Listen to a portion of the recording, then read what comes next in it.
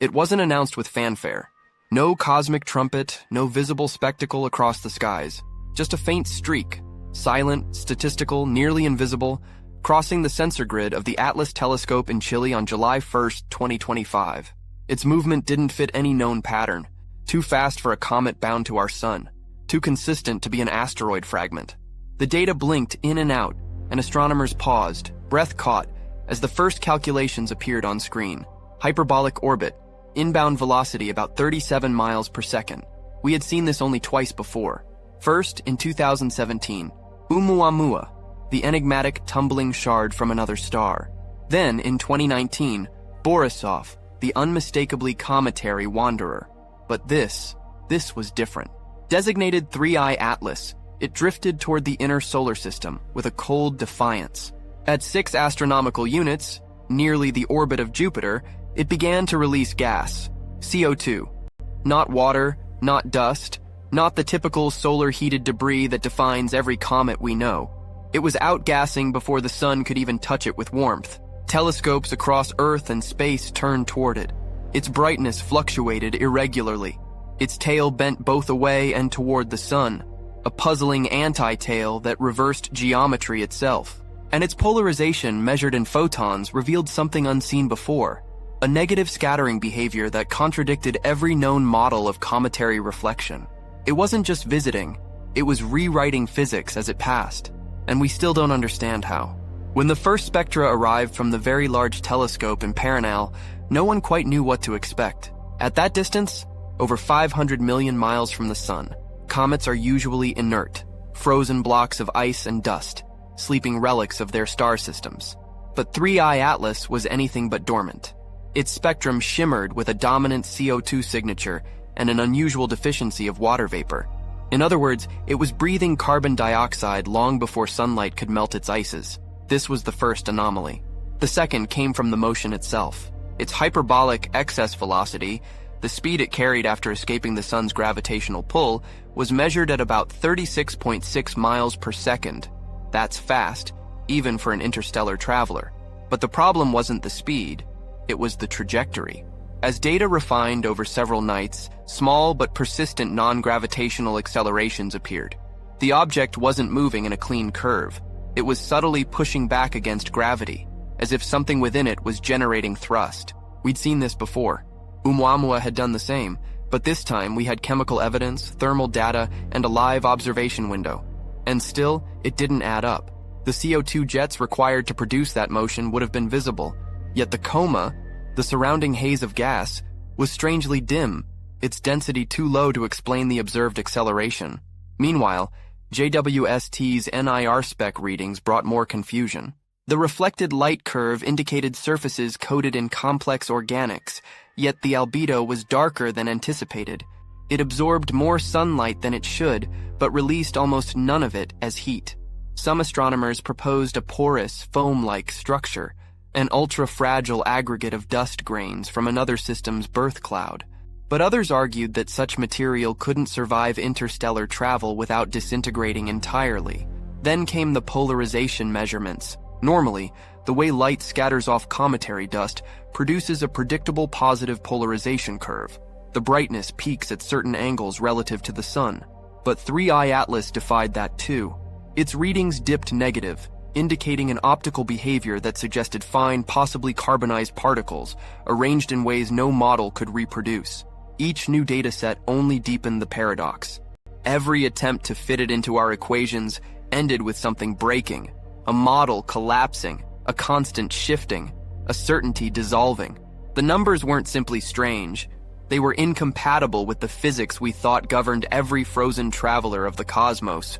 It was as if nature had built this object to remind us, even after centuries of mapping the heavens, there are still things that refuse to obey, and the next observation would only make the mystery worse. For weeks, 3I Atlas was little more than a spectral trace on screens, a ghostly line on a graph, numbers flickering like pulse readings from the unknown.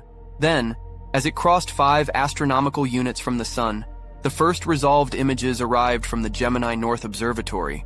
What they revealed challenged even the cautious expectations of astronomers who thought they'd seen every kind of comet. Its nucleus wasn't round. nor was it elongated in any familiar sense. It appeared fragmented, a loose cluster of irregular lobes, possibly separating even as it traveled. A comet beginning to die? Maybe. But the pattern of its disintegration didn't follow the expected tidal stresses or rotational breaks. The fragments seemed to drift apart, slowly and symmetrically, as though held by an invisible geometry. The thermal model worsened the confusion. Based on its reflectivity, the nucleus should have been warming rapidly. But infrared readings told another story. Its surface stayed stubbornly cold, even under increasing solar exposure. In simple terms, it was not heating up as it should.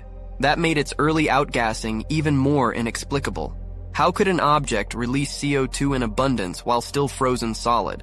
Researchers began simulating exotic possibilities. One team proposed that 3I Atlas could contain supervolatile ices trapped within a highly porous matrix, a structure so delicate that even faint sunlight could cause deep sublimation through internal voids.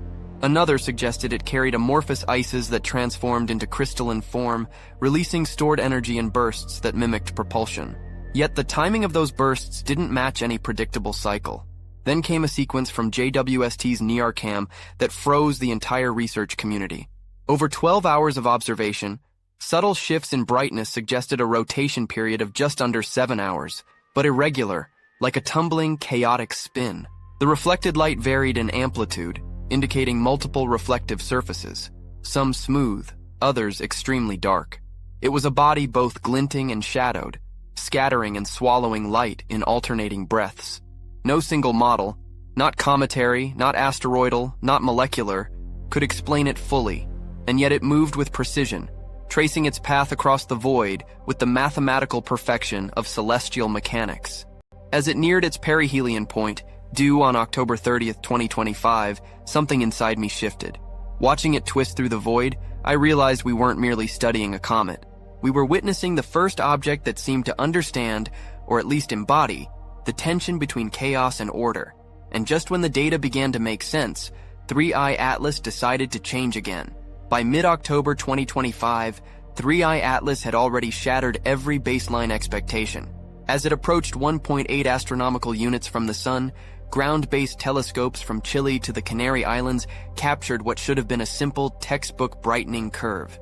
Instead, its luminosity fluctuated wildly, pulsing and dimming in a rhythm no model could predict. Some called it fragmentation. Others suspected jet rotation. But when the curves were overlaid, the pattern looked almost deliberate, a repeating chaos, mathematically irregular yet eerily consistent in energy output. The coma surrounding it was dense, yes, but not luminous. Unlike most comets whose tails blaze with ionized gas, 3I Atlas glowed with an ashen hue, dull, gray, as if light itself hesitated to reflect. Spectropolarimetry from the Nordic Optical Telescope revealed the cause. The dust grains were absorbing more light than scattering it, implying an unusually carbon-rich composition. Carbon chains so long, they bordered on the molecular complexity found in meteorite organics. That was startling. These weren't simple ices or rocks. They were chemical fossils, likely older than our sun. And yet the direction of its tail defied even more logic. Observers began noticing a faint anti-tail, a streak pointing toward the sun instead of away from it.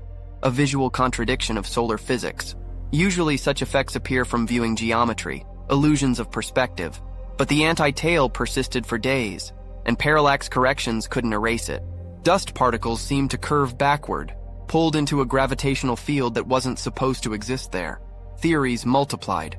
One camp proposed that electrostatic charging, differential forces between sunlight and ionized dust, might be bending the trajectory of ejected particles. Another suggested a rotating magnetic field generated by charged jets. Both ideas strained the edges of known comet physics, requiring parameters that no simulation could sustain for long. Meanwhile, high-precision photometry hinted at something even stranger, subtle, phase-locked micro-variations in its brightness, corresponding with its rotational period. Not random, but synchronized. As if the surface of 3I Atlas was shedding material in waves, pulsing with a rhythm tied to its tumbling spin. When the perihelion date was projected, October 30th, 2025, astronomers braced for a final burst of brightness, maybe even a fragmentation event. Instead, what came was silence. The object dimmed slightly, then steadied, as though stabilizing under the sun's glare. And in that quiet steadiness, the universe whispered a deeper question. What if this wasn't an exception, but a message about the limits of our equations themselves? When the data from perihelion finally arrived, every telescope array on Earth and in orbit had been watching. JWST, Hubble, TESS, even amateur observatories across Europe and South America recorded the same unexplainable truth. 3I Atlas passed within 1.4 astronomical units of the Sun and remained intact. By all thermal models, it should have fractured. Its porous, volatile structure should have boiled away under the solar wind. But instead, the object cooled faster than it heated, maintaining a nearly constant infrared profile. To understand how, researchers turned to a strange detail hidden in its spectral tail, an excess of cyanide, CN radicals, rare even among interstellar comets. Cyanide is chemically fragile, destroyed easily by UV radiation, yet here it persisted, locked inside the gaseous coma like trapped memory. Some speculated that its dust grains were encased in a glassy matrix, preventing photodissociation. Others wondered if 3I Atlas had once orbited a red dwarf star, forming ices in a colder, lower UV environment that granted it this resilience. But deeper modeling led to a more profound realization. 3I Atlas wasn't breaking the laws of physics, it was stretching them, showing that our equations, though consistent, were incomplete. The standard models of cometary sublimation assume heat transfer through conduction.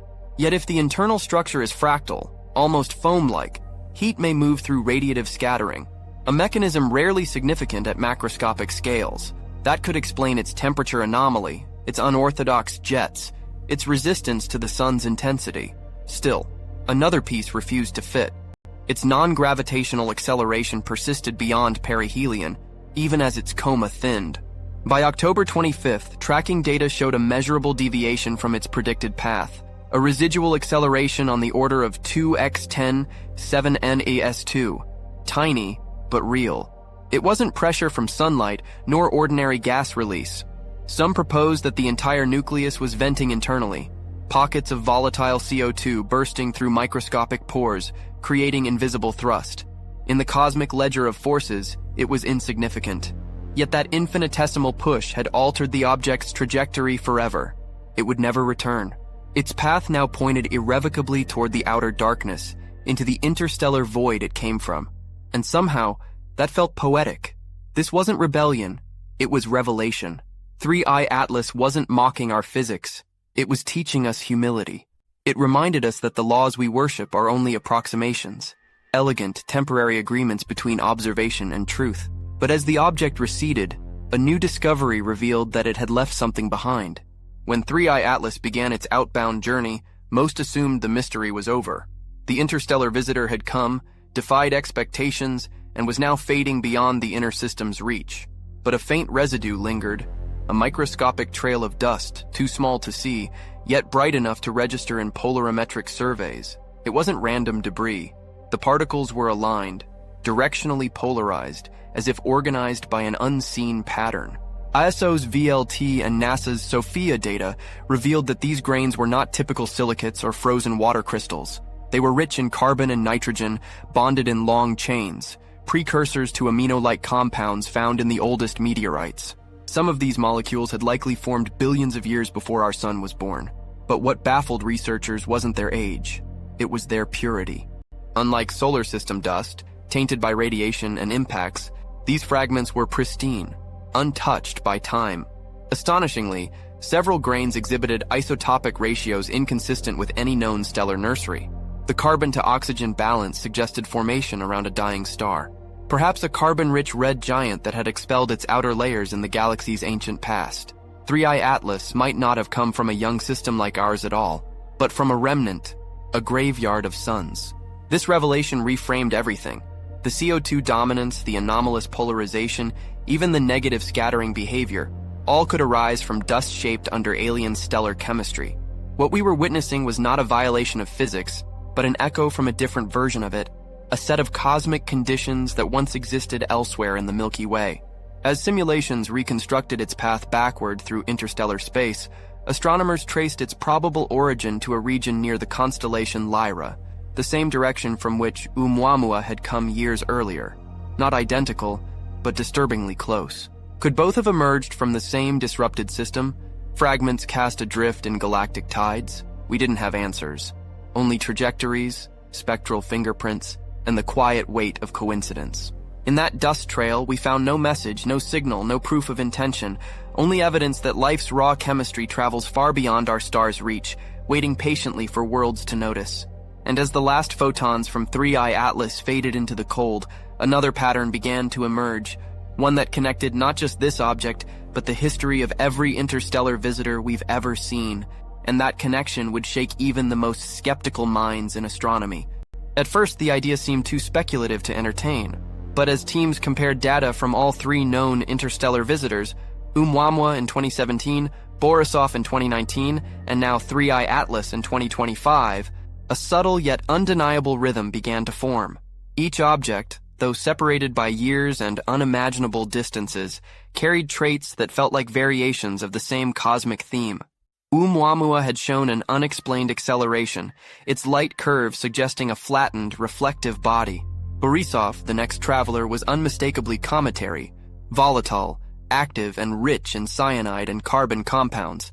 Now 3I Atlas combined the enigmas of both. A comet that accelerated slightly, outgassed unexpectedly far from the sun, and exhibited a composition more alien than either of its predecessors.